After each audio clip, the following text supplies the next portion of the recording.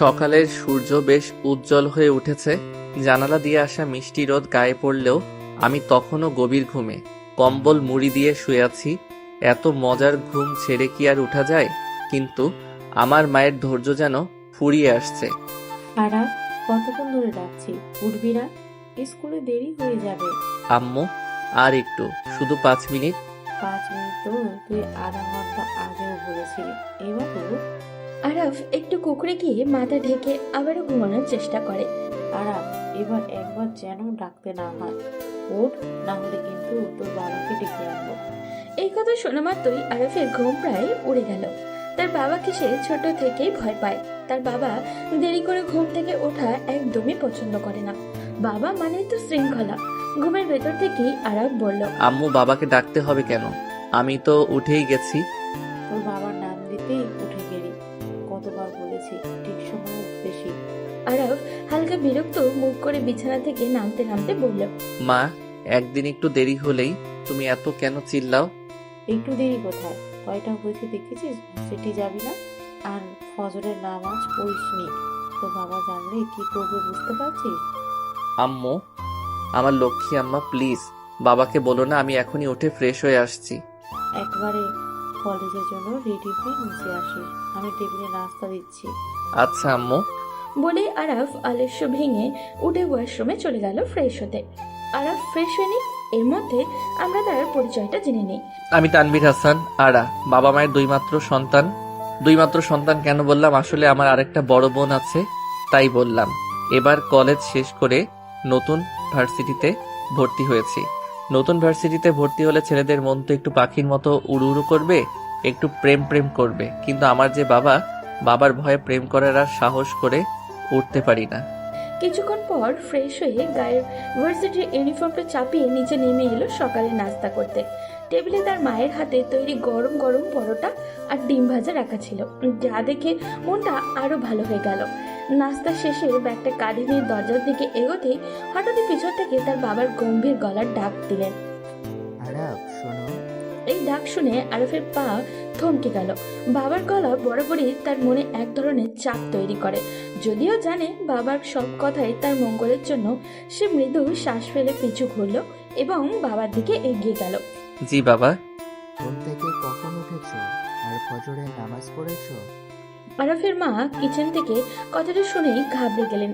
তিনি বুঝতে পারলেন ছেলে আজ চিপায় পড়েছে। তিনি কিচেন থেকে দৌড়ে এসে আরাফকে বলল, আরা, তুই এখনো যাসনি? ভার্সিটির সময় তো পেরিয়ে যাচ্ছে, তাড়াতাড়ি যা। মায়ের এমন কথা শুনে আরাফ যেন হাঁপ ছেড়ে বাঁচল। তাড়াতাড়ি করে বাসা থেকে বেরিয়ে ভার্সিটির উদ্দেশ্যে রওনা দিল।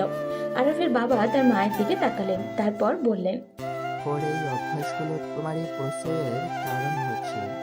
ফজরের নামাজ পড়েনি, ঘুম থেকে দেরি করে উঠেছে, আর তুমি আবার ওকে বাঁচানোর জন্য এসেছো।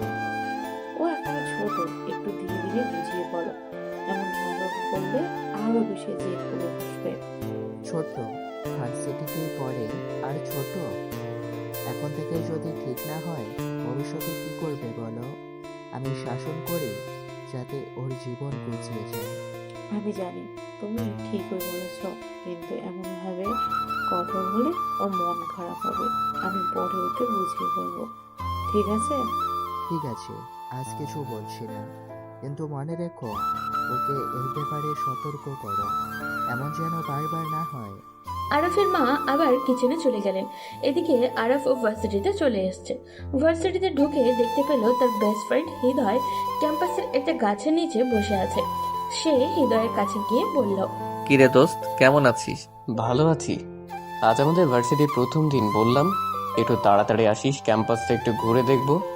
না, তুই সেই দেরি করেই আসলি। কি করব দোস্ত, সকালে ঘুম ছাড়তেই চায় না। আচ্ছা এখন চল ক্লাসে যাই। চল। আরাফ আর হৃদয় উল্টে ক্লাসে যাবে, ঠিক তখনই আরাফের চোখ পড়ল ভার্সিটির গেট দিয়ে ঢুকতে থাকা একটা মেয়ের দিকে। মেয়েটিকে দেখে সে অবাক হয়ে মুগ্ধ নয়নে তাকিয়ে রইল আর মনে মনে ভাবতে লাগলো। তার সৌন্দর্য যেন প্রকৃতির এক অপরূপ সৃষ্টি। মেয়েটির সিল্কি চুল বাতাসে এমনভাবে দুলছিল যেন সমুদ্রের নীল ঢেউগুলো কোনো সুরেলা সঙ্গীতের তালে তালে নাচছে। তার শাড়ির আঁচলটা যেন সেই ঢেউয়েরই অংশ। প্রতিটি ভাঁজে লুকিয়ে আছে এক অনির্বচনীয় রূপের গল্প। তার চোখগুলো যেন এক গভীর রহস্যময় লেক, যেখানে তাকালে আপনি হারিয়ে যেতে বাধ্য। এমন মায়াবী চোখ যা একবার দেখলে আর ফিরিয়ে নেওয়া যায় না। যেন চোখের কোণায় লুকিয়ে আছে এক আকাশ ভরা স্বপ্ন, যা কেবল তাকেই মানায়। তার মুখের হাসি যেন ভোরের প্রথম সূর্যালোক, যা অন্ধকারকে সরিয়ে মন ভরে আলো ছড়িয়ে দেয়। আমি অবাক হয়ে তার দিকে তাকিয়ে থাকলাম। মনে হলো, এত নিখুঁত, এত সুন্দর মেয়ে কি সত্যি হতে পারে? তার সৌন্দর্যে যেন চারপাশের সবকিছু ফিকে হয়ে গেছে। মনের মধ্যে অদ্ভুত এক অনুভূতি জাগলো, হৃদয় যেন সুর তুলছে, আর সেই সুরের কেন্দ্রবিন্দু শুধুই সে। এতক্ষণ যার অস্তিত্ব ছিল কেবল আকাশের তারা বা গল্পের কল্পনায়, আজ সে আমার সামনে বাস্তব হয়ে দাঁড়িয়েছে। কিন্তু সে কে? এই মেয়ে কি আমাদের সাথেই পড়ে, নাকি সিনিয়র? আরাফের ধ্যান ভাঙলো হৃদয়ের ধাক্কায়। হৃদয় তাকে ধাক্কা দিয়ে বলল, কিরে, কোথায় হারিয়ে গেলি?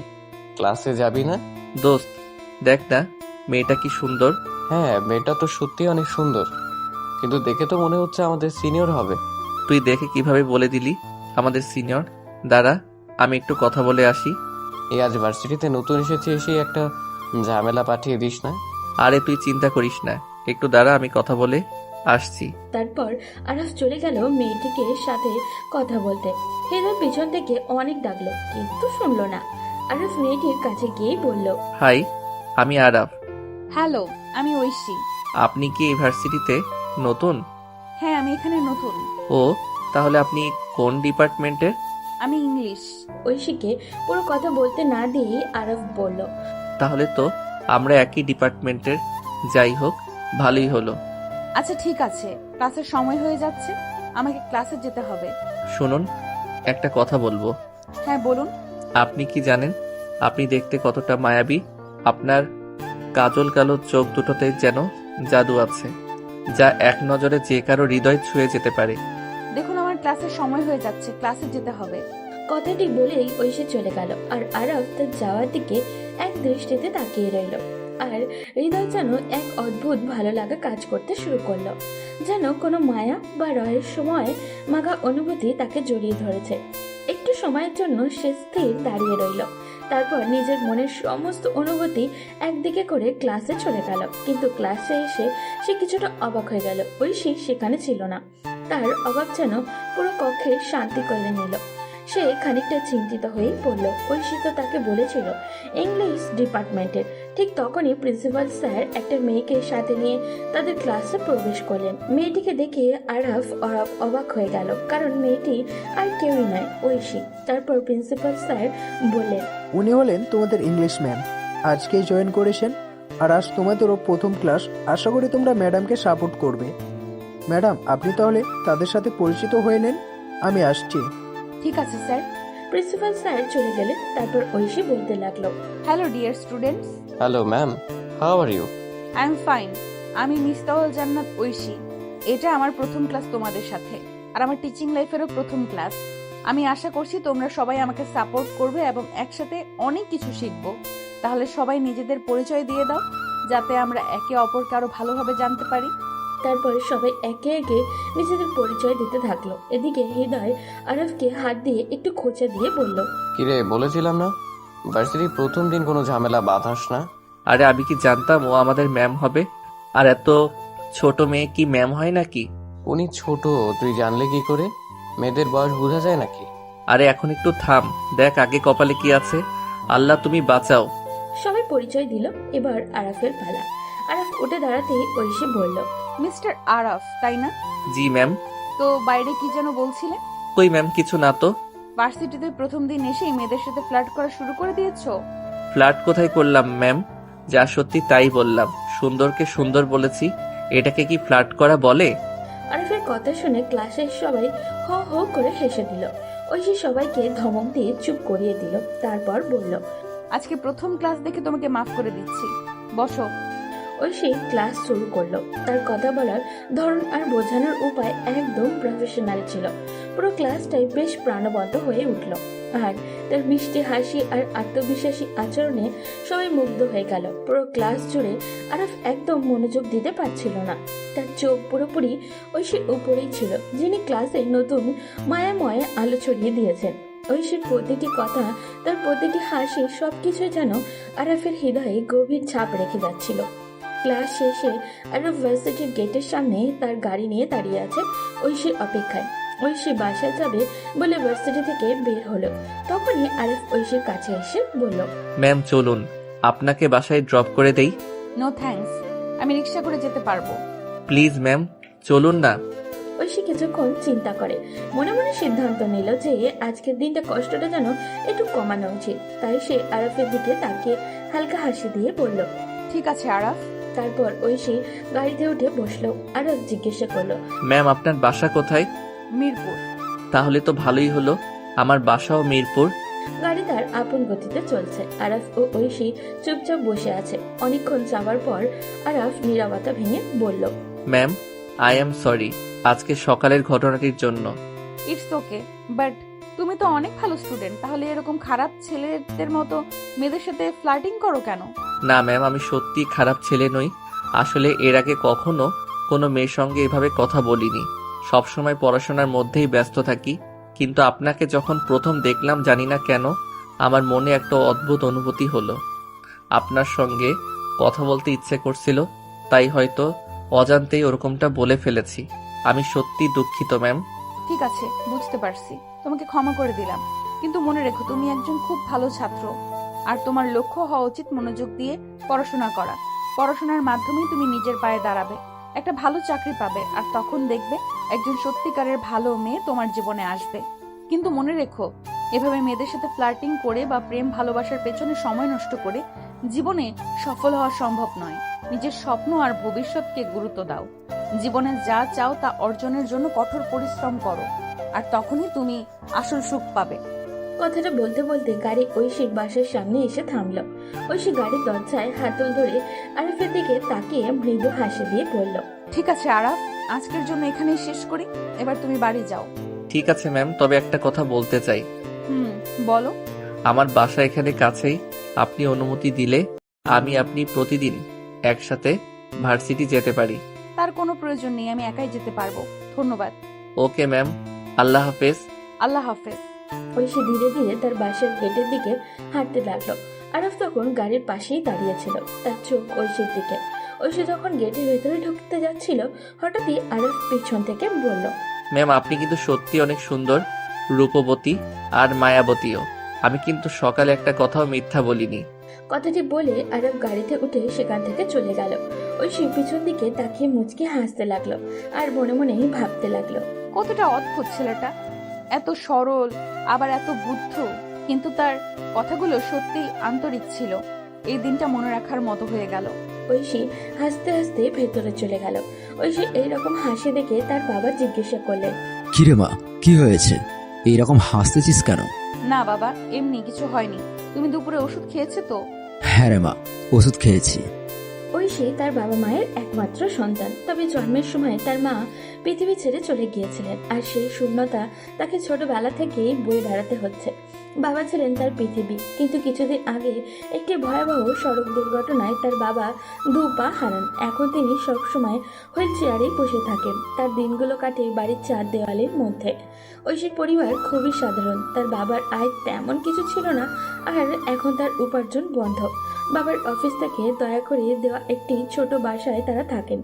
একটা দিন ঐশীর বাবার কোম্পানি থেকে অল্প কিছু টাকা দেওয়া হতো, আর সেই সামান্য টাকাতেই তাদের সংসার কোনো মতে চলত।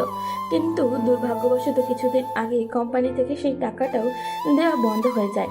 এই পরিস্থিতিতে আর কোনো উপায় না দেখে ঐশী ভার্সিটির জবটা নেয়। তার বাবার চিকিৎসা, তাদের বাসার খরচ এবং নিত্যদিনের প্রয়োজনীয় সবকিছু এখন ঐশীর এই চাকরির আয়ের উপরে নির্ভর করে। ঐশী তার রুমে চলে গেল, তারপর ফ্রেশ হয়ে এসে তার বাবার কাছে বসলো। তার বাবা জিজ্ঞাসা করলেন, আজ তো তোমার প্রথম দিন ছিল ভার্সিটিতে, কেমন গেল? হ্যাঁ বাবা, আজ আমার প্রথম দিন। একটু নার্ভাস ছিলাম, কিন্তু দিনটা মোটামুটি ভালোই কেটেছে।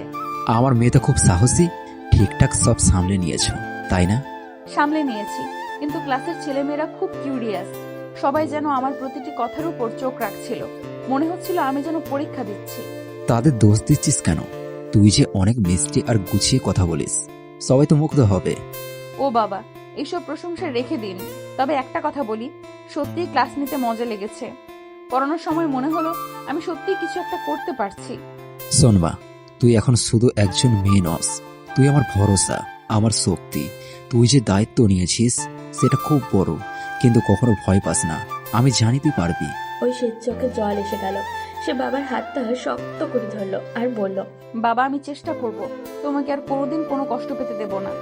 ঐশীর কথা শুনে তার বাবা আর নিজেকে ধরে রাখতে পারলেন না। তিনি কাঁপা কাঁপা হাতে ঐশীকে জড়িয়ে ধরলেন। ঐশীর চোখ থেকে কয়েক ফোঁটা অশ্রু ফসকে পড়ে গেল। পরিবেশ একেবারে নীরব হয়ে গেল। শুধু তাদের ভালোবাসার নিঃশব্দ ভাষা চারপাশে ছড়িয়ে পড়ল।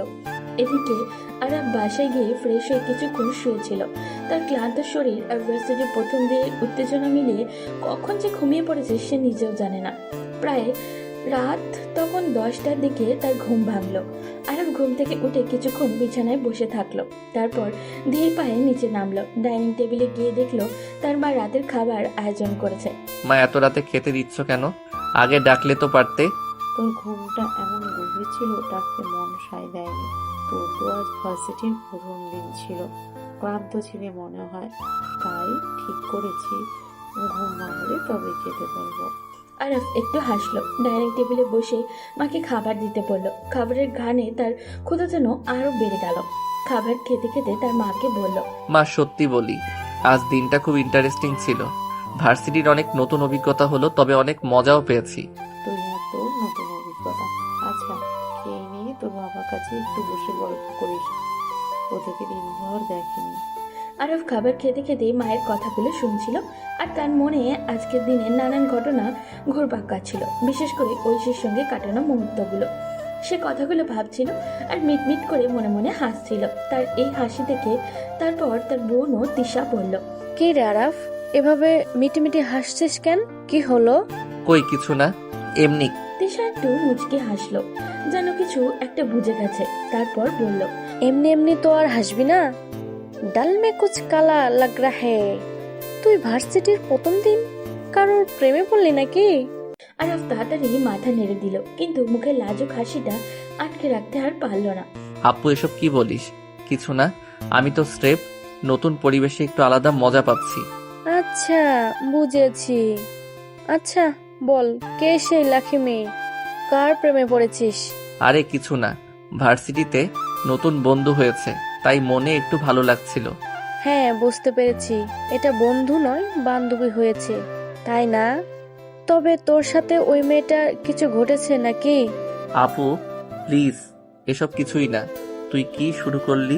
আচ্ছা ঠিক আছে, তুই চাইলে কিছু বলিস না, কিন্তু মনে রাখিস আমার কিন্তু দরকার পড়বে একদিন। ওইটা সময় আসলেই দেখা যাবে। আরব খাবার শেষ করে উঠতেই তার রুমে চলে গেল। রুমে গিয়ে মোবাইলটা হাতে নিয়ে ফেসবুক খুললো। প্রথমে তার মনে হলো ঐশীর আইডি খুঁজে বের করবে। সে সার্চ বারে ঐশীর নাম লিখে চাপ দিল। প্রায় অনেকক্ষণ ধরে সে স্ক্রল করতে থাকলো, কিন্তু ঐশীর আইডি পেল না। সে বিরক্তি নিয়ে স্ক্রল করছিল, বারবার নামগুলো খুঁজে দেখছিল, কিন্তু কিছুই পাচ্ছিল না। আর বিরক্তি নিয়ে ঘুমিয়ে পড়েছিল। কিছু সময় পর ফজরের নামাজের সময় তার মা এসে তাকে ডেকে দিল। আর চোখ মেলে উঠে নামাজ পড়ে আবারও ঘুমিয়ে পড়ল। প্রায় 8টার দিকে আবার তার মা এসে তাকে ডাক দিলেন, কিন্তু আজও আরফের মুখে বিরক্তির ছাপ ছিল। সে এক চোখ মেলে উঠে বিছানা থেকে উঠে দাঁড়ালো। ফ্রেশ হয়ে নিচে ডাইনিং টেবিলে আসলো। ডাইনিং টেবিলে এসে দেখে তার বাবা আগে থেকে নাস্তা করছেন। আরফ চুপচাপ এসে খাবার টেবিলে বসলো। তার বাবা বললেন, আরাব, আমি তোমার সাথে কিছু গুরুত্বপূর্ণ কথা বলতে চাই। জি বাবা, বলেন। শুধু পড়ালেখা শিখলে আর ভালো রেজাল্ট করলেই তো হয় না, জীবনের ডিসিপ্লিন অনেক জরুরি। তুমি যদি শুধুমাত্র বইয়ে মনোযোগী হও কিন্তু জীবনযাপনে কোনো শৃঙ্খলা না থাকে, তাহলে কোনো লাভ হবে না। তুমি যেভাবেই জীবনযাপন করছো, এটাকে তো কোনো ডিসিপ্লিন বলা যায় না। সময়ের কোনো মূল্য তুমি জানো না, কাজগুলোতে কোনো মনোযোগ নেই। কাজটা শেষ করার পরে পরবর্তী কাজের প্রতি আগ্রহ বা যত্ন নেই। তাহলে এখন আমাকে কি করতে হবে বাবা? তুমি পড়াশোনায় মনোযোগের সাথে সাথে প্রতিটি কাজের প্রতি মনোযোগ দাও। সঠিক সময় সঠিক কাজটা করতে শেখো। জীবনকে একটা লক্ষ্য দিয়ে চলো। যদি এমনভাবে চলতে থাকো তাহলে শুধু পড়াশোনায় ভালো হওয়া নয়, জীবনের প্রতিটি ক্ষেত্রে সফল হতে পারবে। তোমার ভবিষ্যতের জন্য এই শৃঙ্খলা অনেক জরুরি। বাবা, বুঝতে পারছি। তুমি যদি এখন এই ডিসিপ্লিন শিখে নিতে না পারো তাহলে তুমি আমার ব্যবসা কিভাবে পরিচালনা করবে? আমি তো চাই তুমি শুধু পড়াশোনায় ভালো না হয়ে একজন ভালো মানুষ হও, যে নিজের কাজগুলো সঠিকভাবে করতে জানে, এবং একদিন আমার জায়গায় এসে তুমি এই ব্যবসা সফলভাবে চালাতে পারো। আচ্ছা ঠিক আছে, এবার তুমি একটু থামো, ছেলেটাকে খেতে দাও। আমি কেন ছেলেকে এরকম কথা বলছি তুমি জানো আরাফের মা? তুমি জানো আমি জীবনে কত কষ্ট করে এই সফলতা অর্জন করেছি। আমি যদি আজকের মতো একটা অবস্থানে এসে পৌঁছাতে পারি সেটা শুধু পরিশ্রম, ডিসিপ্লিন আর সঠিক পথ অনুসরণ করার জন্য। আমি চাই আমার ছেলে ছোট থেকেই একজন ভালো মানুষ এবং সফল মানুষ হিসেবে গড়ে উঠুক। আমি তাকে সব কিছু দিতে পারবো, কিন্তু যদি সে নিজের পায়ে দাঁড়াতে না শিখে, যদি সে শৃঙ্খলা, পরিশ্রম আর সঠিক সময়ের মূল্য না শিখে, তাহলে তার অর্জন কিছুই হবে না। জি বাবা, আমি বুঝতে পেরেছি আপনার কথা। আমি আপনার দেওয়া উপদেশগুলো মেনে চলার চেষ্টা করব। আরাফ নাস্তা শেষ করে বাসা থেকে বের হয়ে ভার্সিটির উদ্দেশ্যে গাড়িতে উঠল। গাড়িতে স্টার্ট দিতে গিয়ে হঠাৎ তার মনে পড়ে গেল ঐশীর কথা। কিছুক্ষণ স্থির হয়ে থাকার পর সে গাড়ি চালানোর পরিবর্তে হেঁটে বের হওয়ার সিদ্ধান্ত নিল।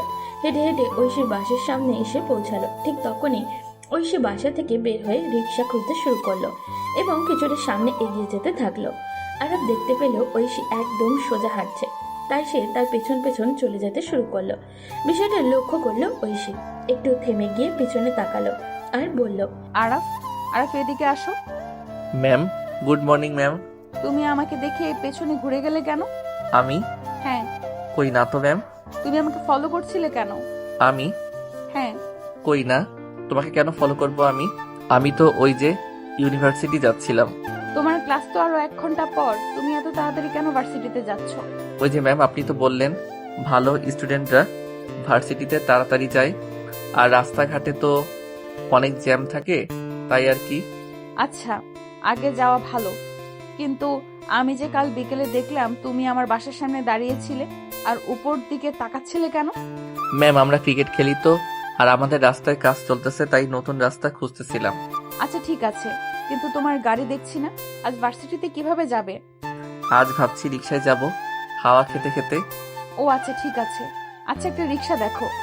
রিক্সা ঢাকার কথা শুনে আরাফের মনটা যেন আনন্দে ভরে উঠল। তার মনে হলো আজ সে ঐশীর সঙ্গে একই রিক্সায় যাবে। সেই ভাবনায় তার মুখে এক মিষ্টি হাসি ফুটে উঠল। সে দ্রুত একটি রিক্সার ডাক দিল আর ঐশীও রিক্সায় উঠে বসে। আরাফ রিক্সায় উঠে পাশে বসে যেতে যাচ্ছিল, কিন্তু তখনই ঐশী তার দিকে তাকিয়ে বলল, আরাফ, সামনে থেকে আমার একটা ফ্রেন্ড উঠবে, তো তুমি আরেকটা রিক্সা নিয়ে চলে আসো, আর ভার্সিটিতে দেখা হবে। Good bye. এই কথাটা শুনেই আরাফের সমস্ত আনন্দ যেন এক মুহূর্তেই উড়ে গেল। সে কিছুক্ষণ চুপ করেছিল, তারপর আরাফ আরেকটা রিক্সা নিয়ে ভার্সিটিতে চলে গেল। ভার্সিটিতে গিয়ে দেখলো রিয়াদ এখনো আসেনি, তাই সে রিয়াদকে কল করলো। হ্যালো রিয়াদ, কই তুই? কেন, আমি তো বাসায়। ভার্সিটিতে আসবি না? ভার্সিটিতে আসবো তো, কিন্তু ক্লাসে তো এখনো সময় আছে। তুই এত তাড়াতাড়ি ভার্সিটিতে কি করিস? কিছু না, আজ ঘুম একটু তাড়াতাড়ি ছেড়ে গেছে, তাই চলে আসলাম। তুই চলে আয় তাড়াতাড়ি, আমি অপেক্ষা করছি। আচ্ছা ঠিক আছে, আমি আসতেছি। তারপর আরাফ ক্যাম্পাসের পুকুর ঘাটে এসে বসলো। শান্ত পরিবেশ আর পুকুরের স্নিগ্ধতা তার মনকে একটু শান্তির অনুভূতি দিচ্ছিল। কিছুক্ষণ পর হৃদয়ও আসলো আরাফের পাশে এসে বসে একটু হাসি দিয়ে বলল, কিরে, আজ এত তাড়াতাড়ি চলে আসলি? আর এখানে একা একা বসে কি করছিস? কিছু না, এমনিতেই বসে আছি। মনটা অনেক খারাপ, একটা বিষয় নিয়ে অনেক চিন্তিত, কিছুই বুঝতে পারছি না। কি হয়েছে, আমাকে সবকিছু খুলে বল। আমি মনে হয় ঐশী ম্যামকে ভালোবেসে ফেলেছি। সব সময় শুধু তারই কথা মনে পড়ে, কিন্তু তিনি তো আমার সিনিয়র। আমাদের সম্পর্কটা কি কোনোভাবে সম্ভব? আমি কি ম্যামকে আমার ভালোবাসা বোঝাতে পারবো? আরাফ, আমি বুঝতে পারছি তোর অনুভূতিগুলো। যখন একজন বিশেষ মানুষকে পছন্দ করো, তখন সেটা সত্যিই খুব শক্তিশালী একটা অনুভূতি হতে পারে। কিন্তু একটা বিষয় মনে রেখো, সম্পর্ক গড়ার জন্য শুধু ভালোবাসা যথেষ্ট নয়। ঐশী ম্যাম তো সিনিয়র এবং তিনি আমাদের শিক্ষক। এই বাস্তবতা মেনে চলাটা খুবই গুরুত্বপূর্ণ। সম্পর্ক যখন প্রফেশনাল সীমার মধ্যে থাকে, তখন তার সাথে বন্ধুত্বপূর্ণ সম্পর্ক গড়া আরো ভালো হতে পারে। আগে থেকেই যেন তোমরা একে অপরকে ভালোভাবে বুঝতে পারো। হৃদয় একটু বিরত নিয়ে আবারও বলল, তবে তুই যদি তার প্রতি সত্যি ভালোবাসা অনুভব করিস, সেটা সরাসরি তাকে বোঝানো হচ্ছে প্রথমে তার সাথে বন্ধুত্বপূর্ণ সম্পর্ক তৈরি করো, তার প্রতি সম্মান আর শ্রদ্ধা দেখাও। কিছুই তাড়াহুড়ো করতে হবে না। তুই যেভাবে একজন ভালো মানুষ হিসেবে তাকে দেখাতে পারবে সেভাবেই চেষ্টা কর। তবে মনে রাখবি, যদি তিনি তোকে সত্যিই পছন্দ করেন, তাহলে সম্পর্ক একটা সময় নিজেই গড়ে উঠবে। কিন্তু তাতে যদি না হয়, তাও ভালোভাবেই নিজের পথ চলতে হবে। আরাফ হৃদয়ের কথাগুলো খুব মনোযোগ দিয়ে শুনছে, আর হৃদয় আরেকটু গম্ভীর হয়ে বলল, আসলে সম্পর্কের ক্ষেত্রে সবচেয়ে গুরুত্বপূর্ণ বিষয় হলো মানসিক সংযোগ। তুই যদি তাকে ভালোবাসিস, তাতে কি তারও তোর প্রতি একই অনুভূতি আছে সেটাও ভাবতে হবে। আর কখনো যদি তোর অনুভূতিগুলো প্রকাশ করিস, তখন সেটা সঠিক সময়ে ও সঠিক পরিস্থিতিতে যাতে তার জন্য আর তোর জন্য স্বস্তিকর হয়। তুই ঠিক বলেছিস হৃদয়, খুব তাড়াহুড়া করাটা ঠিক হবে না। ধীরে ধীরে সবকিছুই বুঝে করতে হবে। হ্যাঁ আরাফ, ভালোবাসা কখনো জোর করে ঘটানো যায় না। তার জন্য সময় ও পর্যাপ্ত মূল্যবান সুযোগ প্রয়োজন। আচ্ছা, এখন চল, ক্লাসের সময় হয়ে গেছে। তারপর আরাফ আর হৃদয় ক্লাসে চলে গেল। ঐশী ম্যাম এসে পড়াতে শুরু করলেন। পুরো ক্লাস জুড়ে শুধু ঐশীর উপস্থিতি যেন এক ধরনের শান্তিপূর্ণ দৃষ্টি তৈরি করেছে। কিন্তু আজ কিছু অন্যরকম ছিল। কখনো কখনো যখন ক্লাস চলছিল, ঐশী অজান্তেই তার দৃষ্টি আরাফের দিকে চলে যাচ্ছিল। সে অনুভব করছিল তার চোখ বারবার যেন আরাফের দিকেই ফিরে আসছে, আর তাকে এক ধরনের অদ্ভুত ভালো লাগা অনুভূত হচ্ছিল। সে বুঝতে পারছিল না কেন এমনটা হচ্ছে, তবে একটি অস্বাভাবিক অনুভূতি তার মধ্যে তৈরি হচ্ছিল। এটি ছিল এক ধরনের মিষ্টি কৌতূহল, আর মনে হচ্ছিল তার মন যেন নিজেই কোনো অজানা টানে আরাফের দিকে চলে যাচ্ছে। যদিও সে নিজেও পুরোপুরি জানতো না কেন, কিন্তু সেই মুহূর্তে তার মনের মধ্যে কিছু অস্পষ্ট কিন্তু শক্তিশালী অনুভূতি জন্ম নিচ্ছিল।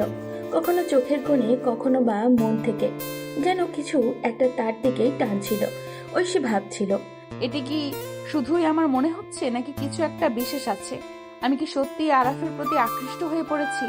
কেন আজকের দিনটা এত অদ্ভুত লাগছে? তার দিকে তাকালে কেন এমন এক অনুভূতি কাজ করছে? ছেলেটা কি এতটা সুন্দর? আর তার মায়াবী চোখের দৃষ্টি যেন এক মধুর রোশনী, যা আমার হৃদয়ে গভীরভাবে পৌঁছায়। তার দিকে তাকিয়ে থাকলে মনে হয় যেন কিছু একটা আমাকে ঘিরে ফেলেছে, এমন এক ভালোবাসা যা আমি আগে কখনো অনুভব করিনি। ঐশী এক সেকেন্ডের জন্য থেমে গিয়ে নিজেকে প্রশ্ন করলো, এটি কি সম্ভব? আমি কি সত্যি প্রেমে পড়েছি? অথচ জীবনে তো কখনো ভালোবাসার পূর্ণতা বুঝিনি, কখনো এমন কিছু অনুভব করিনি। এই অনুভূতি কি শুধু ক্ষণস্থায়ী? কিন্তু এ তো আমার স্টুডেন্ট, আমি কিভাবে এমন অনুভূতি অনুভব করছি? আমাদের সমাজ কি কখনো এটাকে মেনে নেবে? একজন শিক্ষক তার ছাত্রের প্রতি এমন অনুভূতি পোষণ করলে সেটা কি ঠিক হবে? ঐশী নিজেকে প্রশ্ন করছিল, কিন্তু মনের মধ্যে থাকা এই সমস্ত কনফিউশন তাকে আরো বেশি বিভ্রান্ত করছিল। সে জানতো কিছুটা সময়ের জন্য হয়তো এই অনুভূতিগুলো অস্বাভাবিক মনে হবে, কিন্তু তা স্বীকার করেও তাকে চুপচাপ থাকতে হবে। তবে হৃদয়ের মধ্যে যা ঘটেছিল তা যেন তাকে কিছু বলতে বা কিছু করার দিকে টানছিল। যদি সে জানতো তার এই অনুভূতির প্রতি সমাজের একটি নির্দিষ্ট মানদণ্ড ছিল। আজ ক্লাসে আরাফ লক্ষ্য করলো ঐশীর আচরণ একটু ভিন্ন রকম। তার চোখের দৃষ্টি, তার কথার ধরন, সবকিছু যেন কিছুটা পরিবর্তন মনে হচ্ছে। কিছু অস্বাভাবিক কিন্তু মিষ্টি ব্যাপারটাও লক্ষ্য করলো সে। ঐশী মাঝে মাঝে তার দিকে তাকাচ্ছিল, যেন কিছু একটা ভাবছে, কিন্তু সেগুলোকে স্বাভাবিকভাবে নিলেও আরাফের মনে এক অদ্ভুত অনুভূতি কাজ করছিল। হৃদয়ের বলা কথাগুলো তার মনে ভেসে উঠল।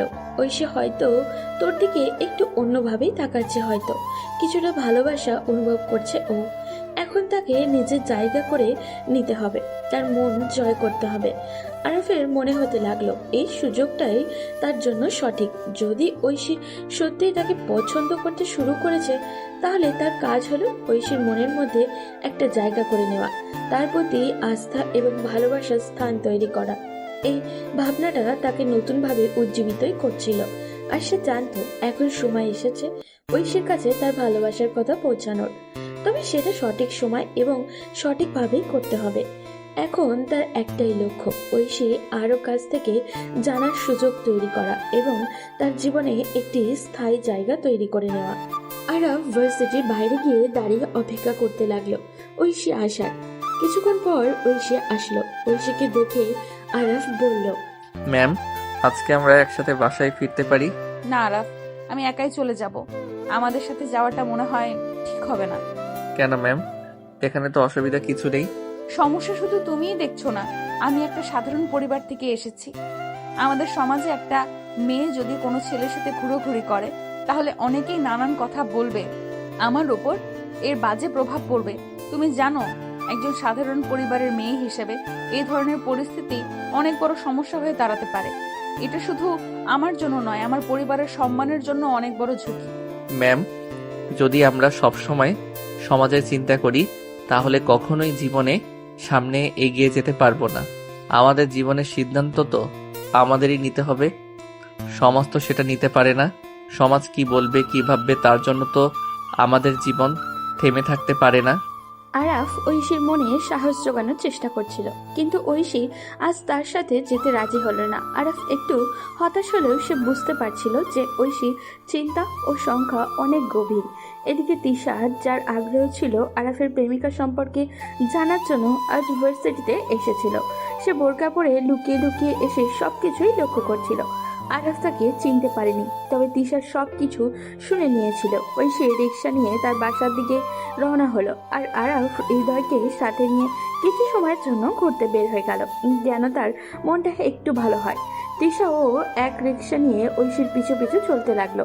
অনেকটা রাস্তা পার হওয়ার পর তিশা রিক্সা থামিয়ে ঐশীকে ডাকলো। এরপর সে বলতে লাগলো, হ্যালো, আমি তিশা। হ্যালো, আমি ঐশী। তা আপনি কে? আপনাকে চিনতে পারলাম না। আমি আরাফের বড় বোন।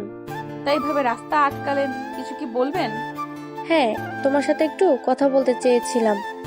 আমরা কি কোথাও বসতে পারি? ওকে, কোনো সমস্যা নেই। এই সামনে একটা কফি শপ আছে, আমরা ওখানেই বসি। চলো। তারপর তিশা আর ঐশী ওই কফি শপে চলে গেল। কফি শপে গিয়ে একটা টেবিলে বসলো দুজন। তারপর তিশা ঐশীকে জিজ্ঞাসা করলো, ঐশী, তুমি কি অর্ডার করবে? আপু, আসলে আমি কিছু খাবো না। তা কি করে হয়? কিছু অর্ডার করো, একটা কফি নাও। ঠিক আছে, তাহলে একটা ক্যাপাচিনো অর্ডার দিয়ে দিন, অল্প চিনি দিয়ে। Excuse me, yes ma'am, tell me. One cappuccino with little sugar and one black coffee without sugar. আপু, এখন বলেন কি বলবেন। তুমি আমাকে আফু বলে ডাকছো কেন? আমরা তো সমবয়সী হব। তুমি আমাকে তুমি করেই বলো। ওকে, ঠিক আছে, এবার বলুন। কিছুদিন ধরে আরাফের মধ্যে আমি কিছু চেঞ্জ লক্ষ্য করেছিলাম, তাই আজ একটু ফলো করার সিদ্ধান্ত নেই। এবং তোমাদের কিছু কথাবার্তা শুনলাম। কথাবার্তা শুনে মনে হলো তোমরা দুজন দুজনকে পছন্দ করো। আমার ধারণাটা কি ঠিক? আমি জানি আরাফ আমাকে পছন্দ করে এবং হয়তো সে আমাকে ভালোবাসে, কিন্তু আমি এখনো নিশ্চিত না। আমার মনে হয় আমি তাকে ভালোবাসি, কিন্তু কখনো সঠিকভাবে নিজেকে বুঝতে পারছি না। যখন তাকে দেখি বা যখন তার সাথে কথা বলি, আমার হৃদয়ে অন্যরকম একটা অনুভূতি নিয়ে ভরে ওঠে। তার পাশে থাকতে ভালো লাগে, তবে কি সেটা আসলেই ভালোবাসা, আমি নিশ্চিত হতে পারছি না। ঐশী, তুমি যা অনুভব করছো সেটা অনেকটাই স্বাভাবিক। ভালোবাসা কখনো একে অপরকে বুঝতে বোঝাতে আসে না, বরং সেটা সময়ের সাথে সাথে গভীর হয়। তুমি যখন আরাফের পাশে থাকো, যখন তার সাথে কথা বলো, তোমার হৃদয়ের অনুভূতি যে অনুভব করে সেটা খুবই মূল্যবান। আর সেটাই বোঝায় যে তুমি ও আরাফকে ভালোবাসো। একে অপরকে ভালোবাসলে আর পছন্দ করলেই কি সবকিছু হয়? আরাফ আমার স্টুডেন্ট, আমি তার থেকে বয়সে বড়, আর তাছাড়া আমি একটা সাধারণ পরিবারের মেয়ে। ভালোবাসা কখনো বয়স থেকে হয় না। তুমি হয়তো জানো, বলিউডের অভিনেতা শাহিদ কাপুর তার থেকে 13 বছর বড় মেয়ে মীরা রাজপুত্রকে বিয়ে করেছেন। মীরা রাজপুত ছিলেন একজন সাধারণ ঘরের মেয়ে, কিন্তু তাদের ভালোবাসা এই সম্পর্কে সব বাধা পেরিয়ে গিয়েছে। কিন্তু আমাদের জীবনটা তো আর বলিউড না, বলিউডের মতো তো আর আমাদের জীবন চলে না। আমাদের সমাজ পরিবেশ সবকিছু আলাদা। সবকিছু কি মানিয়ে নেওয়া সম্ভব? মানিয়ে নেওয়া সম্ভব, যদি আমরা নিজেদের মতন ভালো থাকতে চাই। জীবনে কিছু সিদ্ধান্ত আমাদের নিজের, আর যখন যেটা সত্যি অনুভূতি ভালোবাসা নিয়ে হয়, তখন কিছুটা সাহস লাগে, আর বাকিটা সময়ের উপর নির্ভর করে। ঐশী কিছুক্ষণ চুপ করে থাকে। তিশার কথাগুলো তার মনের গভীরে পৌঁছে যায়, যেন এক অদৃশ্য শক্তি তাকে প্রেরণা দেয়। তার মনে এক অদ্ভুত সাহস সঞ্চারিত হয়। মনে মনে ভাবতে থাকে, হ্যাঁ, জীবনের কিছু গুরুত্বপূর্ণ সিদ্ধান্ত তো আমাকে নিজেই নিতে হবে। আমি যদি সত্যি তার জন্য ভালোবাসা অনুভব করি, তাহলে সমাজ বা পরিবেশ আমাকে থামাতে পারবে না। ঐশীর মনের মধ্যে এক নতুন আশা জাগে, যেন তার ভালোবাসার পথটা আরেকটু পরিষ্কার হতে শুরু করেছে। ঐশীকে অনেকক্ষণ চুপ করে থাকতে দেখে তিশা আবারও বলতে লাগলো, আমার ভাইটা খুব সহজ সরল, তবে মাঝে মাঝে একটু দুষ্টামি করে, কিন্তু তার মধ্যে একটা অসীম ভালোবাসা লুকানো থাকে। মানুষের প্রতি তার একটি দুর্বলতা রয়েছে। এমন মনের মানুষ যদি তুমি জীবনসঙ্গী হিসেবে পাও, তাহলে আমি নিশ্চিত তোমার জীবন হবে সুখী। তুমি এমন একজন সঠিক মানুষকে বাসা পাবে, যার সঙ্গে তোমার বাকি জীবনটুকু কাটানো যাবে। ঐশী এখনো চুপ করেই আছে, কোনো কথা বলছে না। তিশা আবারও বলল, আমার মনে হয় এখন আমাদের একটু সময় নিয়ে চিন্তা করা উচিত। তুমি তোমার বাসায় গিয়ে নিজ থেকে ভাবো, নিজের মনের সঙ্গে বোঝো, সত্যিই কি তুমি আরাফকে ভালোবাসো? তারপর আমাকে জানাও, আর বিশ্বাস রাখো আমি তোমাদের পাশে আছি, তোমাদের সাপোর্ট করতে প্রস্তুত। আমি চাই আমার ভাই জীবনে একজন ভালো মানুষের সুখে থাকতে পারুক। ঠিক আছে, আমি তোমার সব কথাই মাথায় রাখবো। আমাকে একটু সময় দাও, আজকের রাতটা নিজের মতো কাটাতে চাই। কালকে আমি তোমাকে জানিয়ে দেব। ওকে, ঠিক আছে, তোমার মোবাইল নাম্বারটা আমাকে দাও। 017-592। আচ্ছা, আজ তাহলে আসি। আল্লাহ হাফেজ। আল্লাহ হাফেজ। তারপর তিশা আর ঐশী যে যার বাসায় ফিরে গেল। ঐশী বাসায় ঢুকতেই তার বাবা লক্ষ্য করলেন আজ তার মুখটা যেন একটু অস্বাভাবিক দেখাচ্ছে, কেমন চিন্তা আর উদাস। তিনি আদর ভরা কণ্ঠে ঐশীকে ডেকে বললেন, কিরে মা, তোর মুখটা এমন কেন? কিছু হয়েছে নাকি? না বাবা, কিছু হয়নি। সারাদিন কাজের প্রেশারে একটু ক্লান্ত লাগছে। মারে, ছেলে মেয়েরা কি বাবা মায়ের কাছ থেকে কিছু লুকাতে পারে? বাবা মারা তাদের সন্তানের মুখ দেখায় সবকিছু বুঝে যায়। তোর কিছু একটা হয়েছে আমাকে বল। বাবা, তুমি আমার সবচেয়ে ভালো বন্ধু। আমার কিছু হলে তোমাকে সবার আগে জানাবো। আচ্ছা ঠিক আছে, যা রুমে গিয়ে ফ্রেশ হয়ে খাবারটা খেয়ে নে। ঠিক আছে বাবা। ঐশী রুমে গিয়ে একটুখানি বিশ্রাম নিল। কিছুক্ষণ পর সে ওয়াশরুমে চলে গেল শাওয়ারের নেওয়ার জন্য। শাওয়ারটা ছেড়ে তার নিচে চুপচাপ বসে রইল। ঠান্ডা পানির ধারায় এসে তাকে ঐশীর মনে যেন হাজারো চিন্তার ভিড়। এখন কি করা উচিত, এই প্রশ্নটা ঘুরপাক খাচ্ছে তার মাথায়। আরাফের সঙ্গে সম্পর্কটা কি এগিয়ে নিয়ে যাওয়া উচিত, নাকি এটাই ঠিক হবে না? ঐশী বুঝতে পারছে সে তো আরাফের থেকে বয়সে বড়। ইউনিভার্সিটিতে যদি বিষয়টা জানাজানি হয়ে যায় তাহলে ব্যাপারটা কেমন হবে। এদিকে আরাফের প্রতি তার ভালোবাসা প্রতিনিয়তই বেড়ে চলেছে। অন্যদিকে এই সম্পর্কের সামাজিক প্রভাব তাকে ভাবিয়ে তুলছে। সিদ্ধান্তহীনতায় ঘেরা ঐশী সময়ের হিসেবে ভুলে শাওয়ারের নিচে বসে থাকে। বেশ কিছুক্ষণ পর বাবার ডাকে তাকে বাস্তবে ফিরে আনলো। ওসির এতক্ষণ ধরে বাথরুমে কি করছিস? ঠান্ডা লেগে যাবে তো। ঐশী তার বাবার আওয়াজে হকচকিয়ে ওঠে। শাওয়ার সেরে তাড়াতাড়ি কাপড় পরিবর্তন করে বাইরে বেরিয়ে এলো। তারপর কিচেনে এগিয়ে সকালের খাবারগুলো একটু গরম করলো। সবকিছু শেষ করে সে রুমে ফিরে এলো। সারাদিনের কাজের ক্লান্তি আর মন জুড়ে থাকা চিন্তাগুলো যেন তাকে আরো ভারাক্রান্ত করে তুলেছে। বিছানায় গিয়ে বালিশে মাথাটা ছোঁয়াতেই যেন শরীর আর মনের ক্লান্তি একসঙ্গে জড়িয়ে ধরল। কিছু বুঝে ওঠার আগে গভীর ঘুমে তলিয়ে গেল ঐশী। এদিকে সন্ধ্যা গড়িয়ে রাত প্রায় 9টা। আরাফ এখনো বাসায় ফিরল না। তিশার মনে অস্বস্তি বাড়তে শুরু করলো। আরাফ তো কখনো এত দেরি করে বাসায় আসে না, তাহলে কি কিছু হয়েছে? তার মনে নানান দুশ্চিন্তার ভিড় জমতে লাগলো। শেষমেশ আর ধৈর্য রাখতে না পেরে তিশা ফোন তুলে আরাফকে কল দিল। হ্যালো। আরাফ, তুই কোথায়? এত রাত হয়ে গেল এখনো বাসায় আসলি না? মা বাবাও তো চিন্তা করছে। এই তো আপু, আমি হৃদয়ের সাথে মুভি দেখতে চলে আসছিলাম, এখনই বাসায় আসতেছি, আধা ঘন্টা লাগবে। আচ্ছা ঠিক আছে, তাড়াতাড়ি চলে আয়। আর মুভিটা শেষ না করে হৃদয়কে টেনে হিঁচড়ে বাইরে নিয়ে এলো। দ্রুত একটা রিক্সা নিয়ে হৃদয়কে তার বাসায় নামিয়ে দিয়ে নিজেও বাসায় ফিরে এলো। বাসায় দরজায় পৌঁছেই কলিং বেল বাজতেই তিশা দরজা খুলে দিল। তিশা প্রথমেই আরফের দুশ্চিন্তায় ভরা অস্বস্তি মাখা মুখটা দেখে একটু মজা পেয়ে গেল। ভিতরে ভিতরে হাসি লুকিয়ে রেখে ভাবলো এবার ভাইয়ের সাথে একটু মজা করা যাক। তিশা বলল, আরাফ, তুই আমার সাথে রুমে চল, তোর সাথে কিছু গুরুত্বপূর্ণ কথা আছে। আরফ এক মুহূর্ত স্তব্ধ হয়ে তিশার দিকে তাকিয়ে রইল। তার চোখ মুখে অস্বস্তি স্পষ্ট। তিশার এমন অভিনয় দেখে সে কিছুটা হতবাক হলেও তিশার অভ্যন্তরীণ মজাটা টের পেল না। তারপর সে তিশার সাথে রুমে চলে গেল। রুমে গিয়েই তিশা বলল, মেয়েটাকে কোন মেয়েটা? তুই কি মনে করছিস আমি কিছুই জানি না? আজ আমি লুকিয়ে তোদের সব কথা শুনেছি। মেয়েটাকে দেখে তো তোর সিনিয়র মনে হয়। হ্যাঁ, মেয়েটা আমার ইংলিশ ম্যাম হয়। আরে আরাফ, তোর ম্যামের প্রেমে পড়ে গেছিস? এটা জানলে তো আব্বু তো তোকে বাড়ি থেকে বের করে দেবে। কি বলছিস তুই? আব্বুকে বলার দরকার কি? আরে আমি বলবো না তো কে বলবে? একটা ছেলে নিজের ম্যামের প্রেমে পড়া, এটা যদি জানাজানি হয় তো পুরো পাড়া হাসবে। ওহ আপু, প্লিজ এভাবে কথা বলিস না। আমি জানি এটা ঠিক হয়নি, কিন্তু আমি তো ইচ্ছা করে করিনি। আচ্ছা তুই কি জানিস তোর ম্যামের বয়স কত? উনি তোদের স্যারদের সাথে চা খেতে যান। চা খেতে যান মানে? কি বলছিস তুই? ওনার বয়স কি এত বেশি? আরে না, উনি চা খেতে যান সেটা বললাম। যা, তুই একটু বেশি দুশ্চিন্তা করিস। তুই এমন করছিস কেন? ছোট থেকে বড়দের ভালো লাগে সেটা ভালো, কিন্তু নিজের ম্যামকে? আমি তো জানতাম না শুরুতে উনি আমাদের ইংলিশ ম্যাম হবেন। আচ্ছা তুই কি জানিস ম্যামের যদি বিয়ে হয়ে যায় তোর কি হবে তখন? উনি তো তোকে পড়া শেখাবেন আর তুই চুপচাপ মন ভাঙা নিয়ে বসে থাকবি। জানি না, হয়তো পড়াশোনা বন্ধ করে দিব। আচ্ছা তুই যদি ওনার সামনে প্রপোজ করিস আর উনি না করে দেন তখন কি করবি?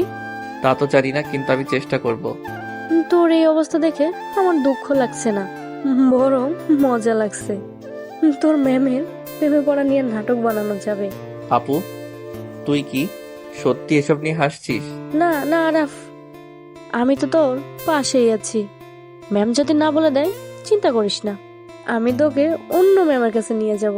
তুই আমাকে সান্ত্বনা না দিয়ে মজা করছিস? আরে না, আমি তোর পক্ষেই আছি। ঠিক আছে, আগে দেখি কি হয়। আরে ভাই কি মিষ্টি রোমান্টিক তুই। একদিন তোকে নিয়ে গল্প লিখবো, ছাত্র যখন ম্যামের প্রেমে পড়ে। কথাটা বলেই তিশা আরফের রুম থেকে বেরিয়ে আসলো আর আরফ ওয়াশরুমে চলে গেল। শাওয়ার সেরে সে নিচে গিয়ে রাতের খাবারটা তাড়াতাড়ি শেষ করলো। খাবার শেষ করে আবার রুমে ফিরে এলো। রুমে এসে মোবাইলটা হাতে নিয়ে ফেসবুক খুললো। আজও তার মাথায় ঘুরপাক খাচ্ছিল ঐশী। আবার সে ঐশীর নামটা সার্চ দিতে শুরু করলো। কয়েকটা আইডি স্ক্রল করার পর হঠাৎ একটি আইডি তার চোখ আটকে গেল। আইডিতে ঢুকতেই তার মন আনন্দে নিচে উঠলো। এটা ঐশীর আইডি। অনেক খুঁজে পেয়ে তার মন যেন উচ্ছ্বাসে ঢেউ বইতে লাগলো। মুহূর্তই দেরি না করে সে ঐশীকে ফ্রেন্ড রিকোয়েস্ট পাঠিয়ে দিল, কিন্তু অপেক্ষার পরেও ঐশী ফ্রেন্ড রিকোয়েস্ট অ্যাকসেপ্ট করলো না। তার ধৈর্য যেন ফুরিয়ে যাচ্ছিল। অবশেষে সে সাহস করে ডিরেক্ট ঐশীকে মেসেজ করলো। Hi ma'am. হ্যালো। ম্যাম কেমন আছেন? ভালো আছি। তুমি আমার আইডি কোথায় পেলে? অনেক খোঁজাখুঁজির পর আপনার আইডিটা পেলাম। কিছু বলবে? না ম্যাম, এমনিতেই মেসেজ করলাম আপনার খোঁজ খবর নেয়ার জন্য। খোঁজ খবর তো কাল ভার্সিটিতে গেলেও নিতে পারবে, এইভাবে রাতে মেসেজ করার কি দরকার? Sorry ma'am. শোনো, পড়াশোনায় মনোযোগ দাও, সামনে তোমার ফাইনাল এক্সাম। ভালো রেজাল্ট করা ভীষণ গুরুত্বপূর্ণ। এইভাবে আমার পেছনে সময় নষ্ট করা বন্ধ করো। নিজের ভবিষ্যৎ নিয়ে একটু সিরিয়াস হও, বুঝেছো? আরফ কথাটা শুনে সে একবার থমকে গেল। মুখে আর কোনো কথা এলো না। চুপচাপ থেকে গেল অনেকটা সময়। মনে হলো তার আকাশে কালো মেঘ জমে গেছে আর তার স্বপ্নগুলো বৃষ্টি হয়ে একে একে ভেঙে পড়ছে। তার মাথায় ভীষণ যন্ত্রণা শুরু হয়েছে, যেন চিন্তার ভারে দম বন্ধ হয়ে আসছে ওর। কোনো কিছুই আর পরিষ্কারভাবে ভাবতে পারছিল না। ক্লান্ত শরীর নিয়ে বিছানায় গিয়ে বালিশে মাথা রাখতেই এক গভীর নিঃশব্দ ঘুমের অতলে তলিয়ে গেল। পরদিন সকালে ঐশী ভার্সিটির উদ্দেশ্যেই রওনা দিল। মনটা অদ্ভুতভাবেই অস্থির ছিল, কারণ সে চিরাচরিতভাবে আজও আরাফের খুঁজতে লাগলো, কিন্তু আশেপাশে চোখ বুলিয়ে আরাফের দেখা পেল না। আরাফ সেদিন ভার্সিটিতে যায়নি। সারাটা দিন ঐশীর মন যেন অজানা এক অভাববোধে ভরে গেল। তার দুই চোখ শুধু আরাফকেই খুঁজে ফিরল, কিন্তু কোথায় দেখা মিলল না। এভাবে কয়েকটা দিন কেটে গেল। এই কয়েকটা দিন আর ভার্সিটিতে আসেনি। প্রতিদিন ঐশী যেন এক অদৃশ্য আকর্ষণে আরাফকে খুঁজে বেড়াচ্ছিল, কিন্তু আরাফের অনুপস্থিতি তার মনের মধ্যে থাকা এক ধরনের শূন্যতা আর অস্বস্তিতে তৈরি করে যাচ্ছিল। একা একা বসে ঐশীর মনে হতে লাগলো, কোথায় গেল আরাফ? সে কি ইচ্ছে করেই আসছে না, নাকি কিছু হয়েছে? কেন জানি মনে হচ্ছে আমার কিছুই ভালো লাগছে না। আমার এমন লাগছে কেন? তাহলে কি সত্যি আমি আরাফকে ভালোবাসি? আমি কি শুধু আরাফের সেই দুই চোখের মায়ায় পড়ে গেছি? এমন অস্পষ্ট অনুভূতি যেন তার হৃদয়ের ঘুরপাক খাচ্ছিল, আর সে কোনোভাবেই তার সত্যিকারের অনুভূতিগুলো বুঝে উঠতে পারছিল না। ঐশী ভার্সিটি থেকে বেরিয়ে একটা রিক্সা নিয়ে সোজা বাসায় চলে এলো। বাসায় ঢুকতেই তার বাবা মেয়ের মলিন মুখ দেখে কিছুটা চিন্তিত হয়ে মেয়ের অবস্থা দেখে মনে মনে টেনশন শুরু করলেন। তিনি উদ্বেগে মেয়েকে ডাক দিলেন। পৌসি, এদিকে আয় মা, আমার পাশে একটু বস। হ্যাঁ বাবা, বলো, কিছু কি বলবে? তোর মুখ দেখে বোঝা যাচ্ছে তোর কিছু একটা হয়েছে। বাবা মায়েরা সন্তানের মুখ দেখে সব বুঝে যেতে পারে। তুই তো আমাকে তোর সবচেয়ে ভালো বন্ধু মনে করিস, তাহলে আমাকে সবকিছু খুলে বল, কি হয়েছে তোর? ঐশী এবার কিছুটা আবেগময় হয়ে পড়ল। তার চোখে অজান্তেই জল চলে এলো। কষ্ট আর চাপের ভেতরে থেকে নিজেকে সামলাতে না পেরেও সে ভেঙে পড়ল। বাবার দিকে তাকিয়ে তার কণ্ঠে অনেকটা দুঃখ এবং হতাশা মিশে গেল। ঐশী বলতে লাগলো, বাবা, আমি একটা ছেলেকে পছন্দ করি, কিন্তু সমস্যা হচ্ছে ছেলেটা আমার স্টুডেন্ট আর বয়সও অনেক ছোট। আমি কিছুতেই তাকে বলতেও পারছি না, কিন্তু আমার মধ্যে এক অজানা ভালোবাসা আর মায়া বেড়ে চলেছে। আমি কি করব কিছুই বুঝতে পারছি না। ঐশীর কথা শুনে তার বাবা একটু মুচকে হাসলেন, তারপর মেয়েকে বলতে লাগলেন, শোন মা, ভালোবাসা কোনো সাদা কালো বড় ছোট বিষয় না। ভালোবাসা আসে মনের গভীর থেকে। এটা কোনো কিছুর সীমা মানে না। কখন কাকে ভালো লেগে যায়, ভালোবাসা এক অদ্ভুত মায়া। এটা এমন একটা অনুভূতি যা মানুষ কখনো একেবারে নিয়ন্ত্রণ করতে পারে না। ভালোবাসা মানুষকে এক অদৃশ্য বাঁধনে বেঁধে রাখে, এবং সে বাঁধন থেকে বেরিয়ে আসা সহজ নয়। ঐশীর বাবা একটুখানি থেমে তার চোখের গভীর দৃষ্টি নিয়ে আবারও বললেন, তুমি এখন কি চাও সেটা ঠিক করতে হবে তোমাকেই। ছেলেটা ছোট নাকি বড় সেটা আসলে বড় ব্যাপার নয়। বড় ব্যাপার হলো তুমি তাকে মন থেকে ভালোবাসো কিনা, আর সে কি ঠিক তেমন ভাবেই তোমাকে ভালোবাসে। যদি তুমি সত্যিই মনে করো যে তুমি তাকে ভালোবাসো, তাহলে তোমাকে সে অনুভূতির দিকে এগিয়ে যেতে হবে। তবে মনে রেখো, আমি সব সময় তোমার পাশে আছি। তুমি যা সিদ্ধান্ত নেবে আমি তাতে তোমার সঙ্গে আছি। তার বাবা এসব কথা ঐশীকে অনেকটাই শান্ত করলো, যেন তার হৃদয়ে এক ধরনের শক্তি এসেছে। বাবার প্রতি আস্থা এবং ভালোবাসা অনুভব করে ঐশী ভাবতে লাগলো, তাহলে কি আমি সত্যিই তাকে ভালোবাসি? যদি হ্যাঁ, তাহলে কি আমাকে এগিয়ে যাওয়া উচিত? ঐশী আর কোনো কিছু না ভেবে সোজা রুমে চলে গেল। কিছু সময় একা থাকতে চাইলো সে। ফ্রেশ হয়ে এসে কাপড় চেঞ্জ করে মনটাকে কিছুটা ঠান্ডা করার চেষ্টা করলো। তারপর হাতে ফোন নিয়ে তিশাকে কল করলো। তিশা ফোনটা রিসিভ করে বলল, হ্যালো ঐশী, কেমন আছো? হ্যালো তিশা, আলহামদুলিল্লাহ আমি ভালো আছি। তুমি তো আর কিছুই জানালে না আমাকে। আমি অনেক চিন্তা ভাবনা করে দেখেছি এবং আমি সত্যি আরাফকে ভালোবাসি। তবে মাঝে মাঝে মনে হয় আমার মধ্যে কিছু সংশয় রয়েছে। আমি জানি আমি একটা সাধারণ পরিবারের মেয়ে। তোমাদের বাবা মাকে আমাদের এই সম্পর্ক মেনে নেবে? ঐশী, তুমি এসব নিয়ে একদম চিন্তা করো না।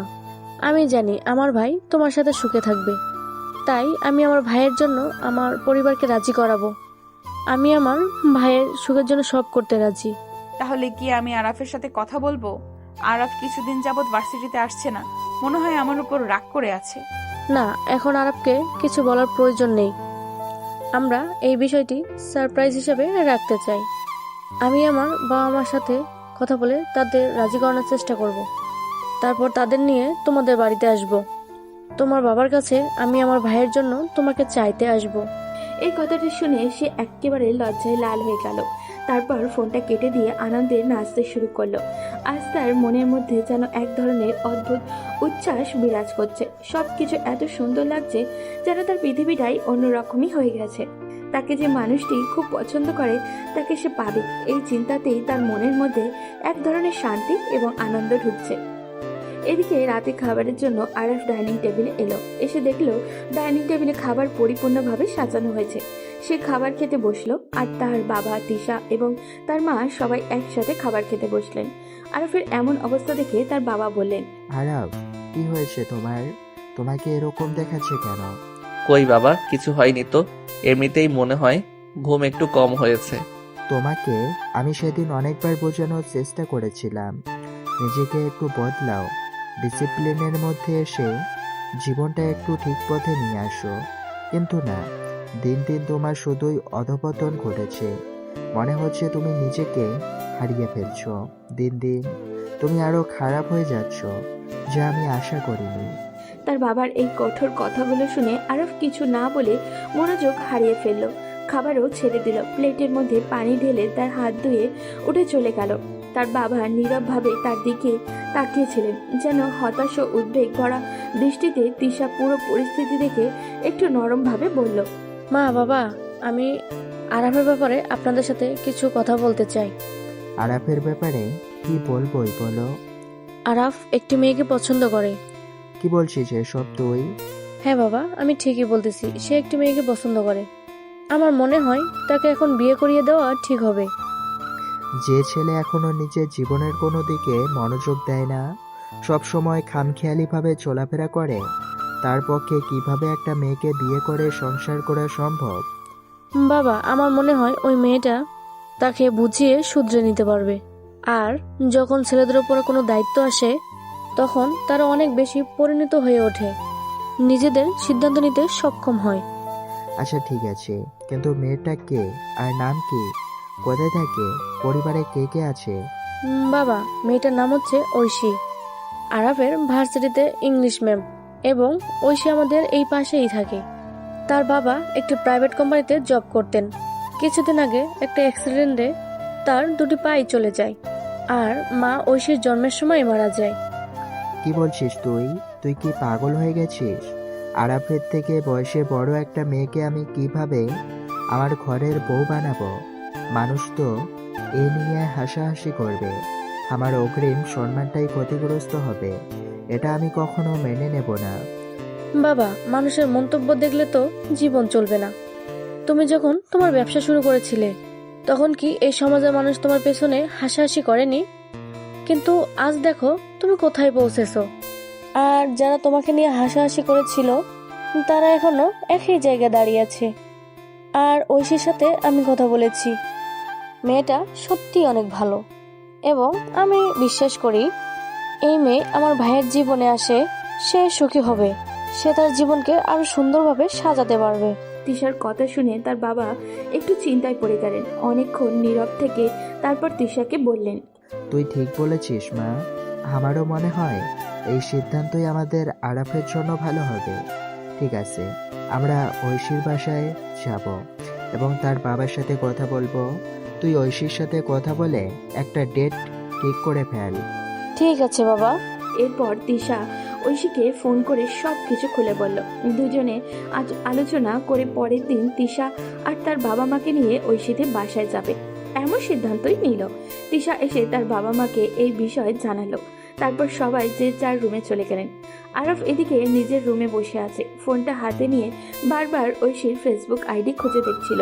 তার চোখ ঐশীর ছবি থেকে সরে না, আর সে স্ক্রল করতে করতে রাত প্রায় 3টা হয়ে গেল। কখন ঘুমিয়ে পড়লো সে নিজেই বুঝতে পারল না। পরের দিন সকালে সবাই ঘুম থেকে উঠে নিজের প্রস্তুতি নিতে লাগলো ঐশীদের বাসায় যাওয়ার জন্য। আরফ ঘুমে থাকায় তাকে ছাড়াই তারা ঐশীদের বাসায় চলে গেল। ঐশীদের বাসায় পৌঁছে সবাই একসাথে বসে আলোচনা শুরু করলো। তখন আরফের বাবা কিছুটা গম্ভীর দৃষ্টিতে বললেন, বিআই সাহেব, আমার ছেলে আর আপনার মেয়ে দুজনেই একে অপরকে পছন্দ করে। আমরা চাই তাদের দুজনের হাত এক করে দিতে, যাতে তারা একসাথে তাদের জীবন সুন্দরভাবে সাজাতে পারে। যদি আপনার অনুমতি থাকে তাহলে আমরা এই ব্যাপারটা সামনে এগিয়ে নিয়ে যেতে চাই। মাহারা একমাত্র মেয়ে আমার। আমি অনেক আদর ও যত্নে তাকে বড় করেছি, তবে আজকে এই পরিস্থিতির কারণে তাকে চাকরি করতে হচ্ছে। যতই আদরের মেয়ে হোক, পৃথিবীর নিয়ম মেনে একদিন তো তাকে বিয়ে দিতেই হবে। আর আমার মেয়ে যদি আপনাদের বাড়ির বউ হয়, তাতে আমার কোনো আপত্তি নেই। এটা তো আমার জন্য গর্বের ব্যাপার। আমি এতে পুরোপুরি সমর্থন জানাই। আলহামদুলিল্লাহ, তাহলে আমরা বিয়ের একটা ডেট ঠিক করে নেই। হ্যাঁ, আপনারা একটা ডেট ঠিক করে ফেলুন আপনাদের সুবিধা মতো। তাহলে আর দেরি করার কোনো প্রয়োজন নেই। খুব ছোট্ট করে আয়োজন করে দুজনের বিয়ে দিয়ে দিব। তাহলে আগামী শুক্রবারে বিয়ের দিন থাক। ঠিক আছে, কোনো সমস্যা নাই।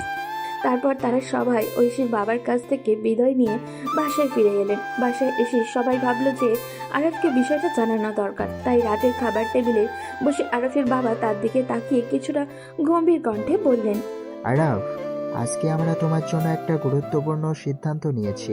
কিসের সিদ্ধান্ত বাবা? আমি আমার এক বন্ধুর মেয়ের সাথে তোমার বিয়ে ঠিক করে এসেছি। আগামী শুক্রবার তোমার বিয়ে। তার বাবার কথা শুনে আরফ কিছুটা অবাক হলো, কিন্তু তার বাবার সামনে কিছু বলতে পারলো না ভয়ে। কিছুক্ষণ পর তার বাবা খাওয়া শেষ করে উঠে চলে গেলেন। তখন আরফ তার মাকে বলল, মা, এটা কি রকম সিদ্ধান্ত? আমাকে কিছু জানাওনি, কিছু অমনি এসে বললে আমার বিয়ে ঠিক করে এসেছো। কোথাকার কোন মেয়ের সাথে? আমাকে কি এই বিষয়টা একবার জানানোর প্রয়োজন বোধ করলে না তোমরা? এটা তোর বাবার সিদ্ধান্ত। তোর বাবার কোনো সিদ্ধান্তের উপর কথা বলার কি সাহস আছে আমার? তাই বলে কি ওনার যা ইচ্ছা তাই করবেন? আমি এই বিয়ে করতে পারবো না। এটা আমাকে বলিস কেন? তবে আমাকে কি বল। তুমি জানো আমি বাবাকে কতটা ভয় পাই। আমি বাবাকে কিভাবে বলবো? প্লিজ মা, তুমি বাবাকে বুঝিয়ে বলো না। আমি এসব পারবো না। তোমার যদি কোনো কথা বলার থাকে তুমি তোমার বাবার সাথে গিয়ে বলো।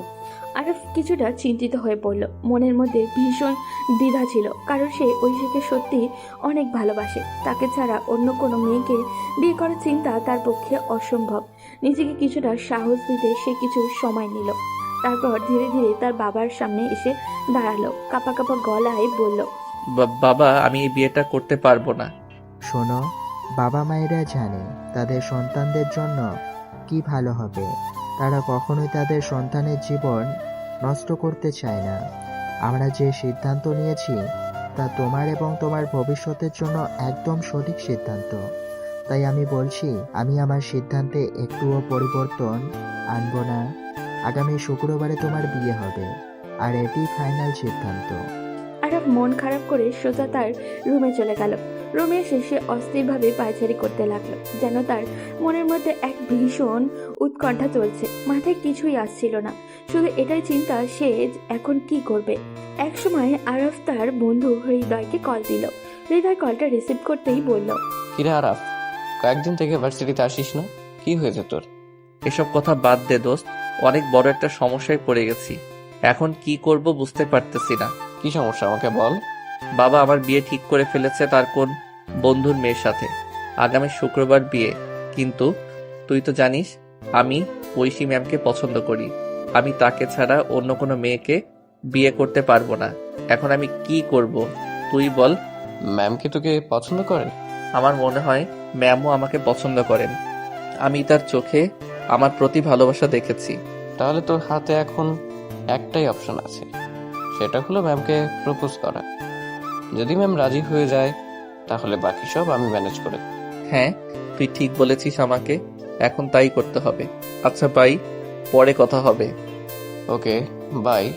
আরাফ হৃদয়ের সঙ্গে কথা বলে কলটা কেটে দিল। এবার সে ঐশীকে মেসেজ করবে এবং তাকে প্রপোজ করবে। ভাবনা শেষ করতে না করতেই সে ঐশীকে মেসেজ পাঠালো, কিন্তু ঐশী তার কোনো মেসেজের জবাব দিল না। এতে আরাফ ভীষণ হতাশ হয়ে পড়ল, যেন তার মনটাই ভেঙে গেল। তবুও সে হাল ছাড়ল না। একটার পর একটা মেসেজ পাঠিয়েই গেল, কিন্তু অনেকগুলো মেসেজ পাঠানোর পরও কোনো উত্তর আসেনি। রাত প্রায় 3টা বেজে গিয়েছে। ক্লান্তিতে তার চোখে ঘুম নেমে এলো। বিছানায় শোবার সঙ্গে সঙ্গে সে গভীর ঘুমে তলিয়ে গেল। সকালে ঘুম ভাঙতেই দেখে ঘড়িতে 9টা বেজে গেছে। তার মানে এখন ঐশী ইউনিভার্সিটিতে যাওয়ার জন্য বের হবে। কোনো কিছু আর না ভেবে তাড়াহুড়ো করে রেডি হয়ে সে সরাসরি ঐশীর বাসার নিচে গিয়ে দাঁড়ালো। কিছুক্ষণ অপেক্ষার পর ঐশী নিচে নেমে এলো।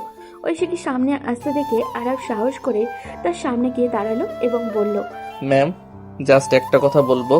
জাস্ট একটা কথা বলার জন্য আমি এখানে আসছি। ম্যাম, একটু সময় নিব। আরাফ, তুমি আমার বাসার নিচে কেন আসছো? সরি ম্যাম, বাসার নিচে আসার জন্য জাস্ট একটা কথা বলার জন্য আসছি। এটা কোনো রিজন হলো? তুমি কথা বলার জন্য এভাবে আমার বাসার নিচে চলে আসবে? ম্যাম জাস্ট একটা কথা ম্যাম। ওয়েট, তার আগে তুমি এটা বলো, কাল রাতে তুমি আমাকে এতবার কেন মেসেজ দিয়েছো? ম্যাম আপনাকে জাস্ট একটা কথা বলার জন্য আমি কাল রাত থেকে একটুও ঘুমাইনি। শোনো, আমি তোমাকে কিছু কথা বলি, তুমি তোমার পার্সোনাল লাইফে কি করছো না করছো সেটা জানা তো আমার কোনো প্রয়োজন নেই। Please ma'am. ওকে, বলো।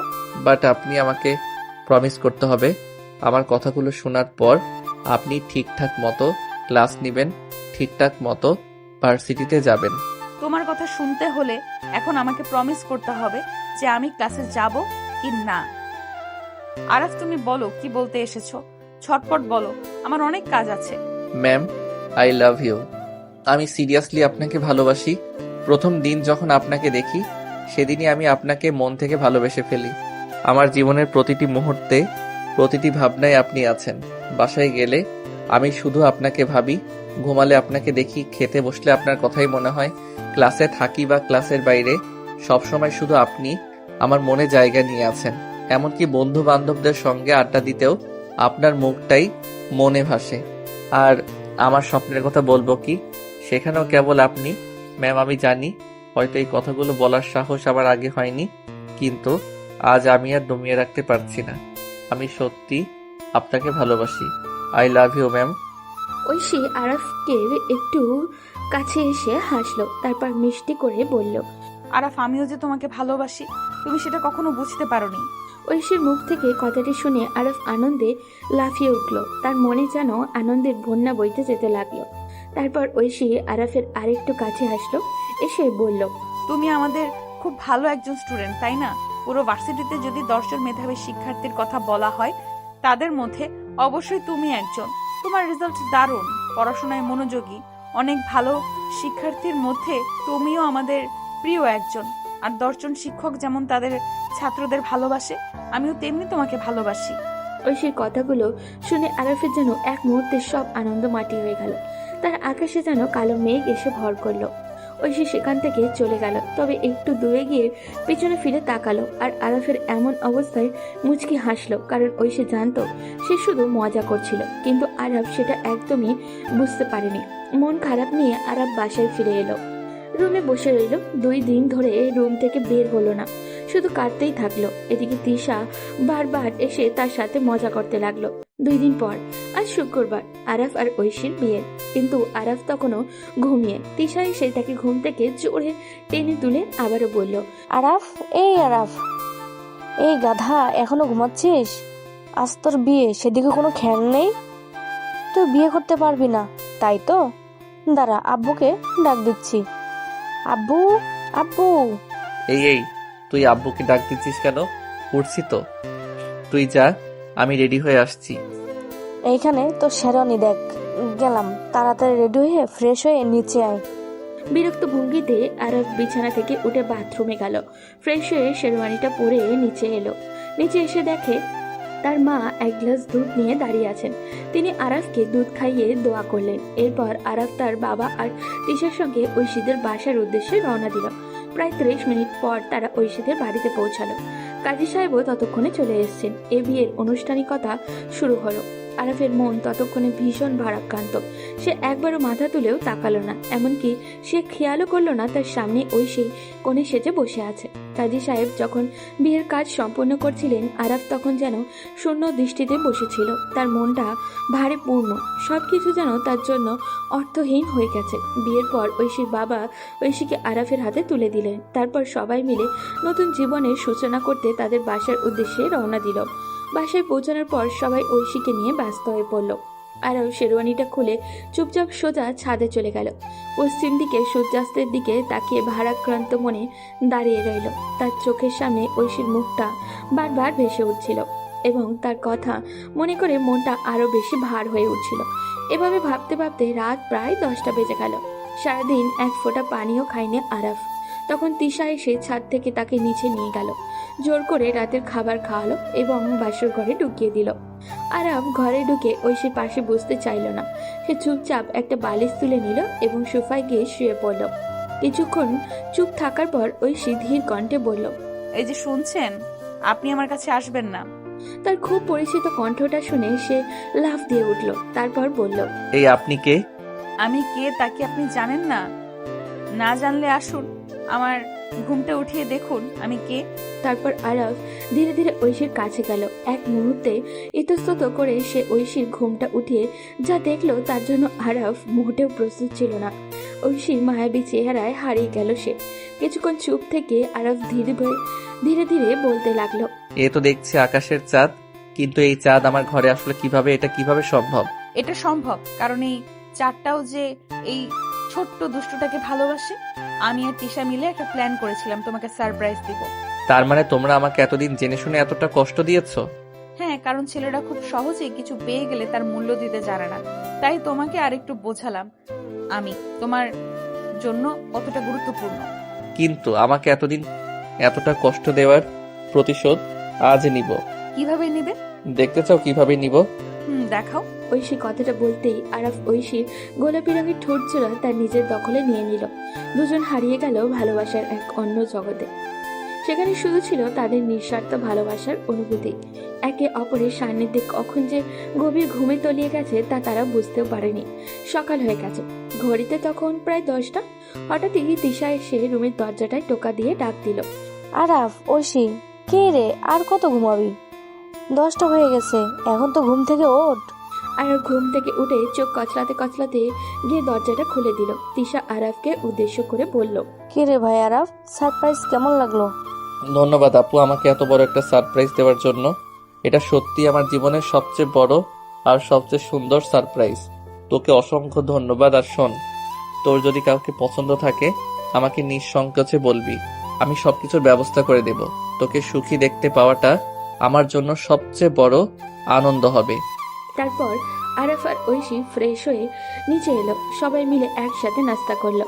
ঐশীকে কাছে পেয়ে তাদের বাবা মাও ভীষণ খুশি।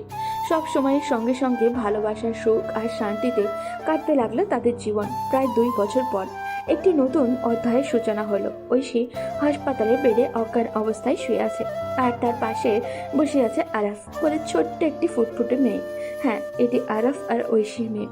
আজ তাদের জীবনে এসেছে এক টুকরো রোদ, ঝলমলে আলো আর তাদের প্রথম সন্তান। কিছুক্ষণ পর ঐশীর জ্ঞান ফিরল। চোখ খুলতেই সে আরাফকে দেখতে পেল। আরাফ গভীর মমতায় ঐশীর দিকে তাকিয়ে হাসল এবং বলল, ঐশী, আমাদের জীবনের সবচেয়ে সুন্দর উপহারটা তুমি আমাকে দিলে। ধন্যবাদ তোমায়। আমি তোমাদের দুজনকেই পৃথিবীর সব সুখ দিয়ে ভরিয়ে দিতে চাই। তোমাকে অসংখ্য ধন্যবাদ আমাকে এতটা ভালোবাসার জন্য। আমাদের এই সুন্দর রাজকুমারীটার নাম কি রাখবো তুমি বলো? আমি আমার মেয়ের নাম আমাদের দুজনের নামের সাথে মিল রেখে রাখবো, আশফা। তারপর আরাফ মেয়ের ছোট্ট কপালে একটি মমতাময় চুমু দিল। মেয়ের কোমল হাতটি তুলে নিয়ে তাদের দুজনের হাতের মাঝখানে রেখে শক্ত করে ধরল, যেন সেই স্পর্শে তাদের ভালোবাসা আরো গভীর হয়ে যায়। এরপর আরাফ ধীরে ধীরে ঐশীর দিকে ঝুঁকল এবং তার ঠোঁটে আলতো করে একটা ভালোবাসার চুমু এঁকে দিল, যেন এই মুহূর্তটা তাদের জীবনের সবচেয়ে সুখের অধ্যায় হয়ে রইল। আর এভাবেই একটি সুন্দর হ্যাপি এন্ডিং এর মধ্যে দিয়ে শেষ হলো আমাদের আজকের গল্প।